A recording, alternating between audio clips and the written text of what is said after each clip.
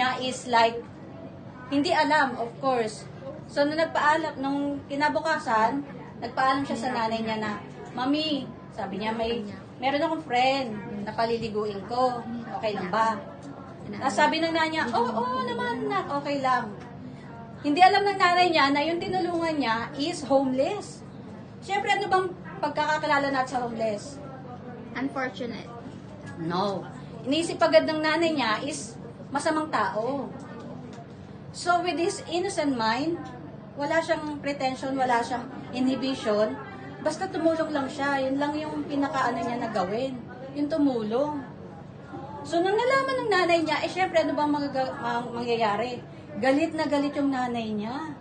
Sabi ng nanay niya, bakit ka nagpapasok ng tao dito? Hindi mo ba alam kung ano pwedeng gawin ng homeless na yan? Mamaya, patayin tayo, bla bla bla bla bla bla.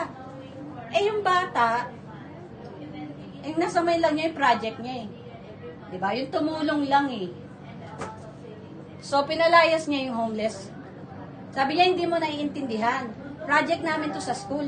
Project? Ano ba pinagsasabi mo? Hindi mo maiintindihan. Si Mr. Simonet maiintindihan.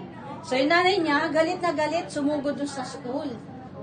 Sabi niya, ano pinag-aano mo sa anak ko? Bakit kailangan magpatuloy ng anak ko ng masamang tao sa bahay namin?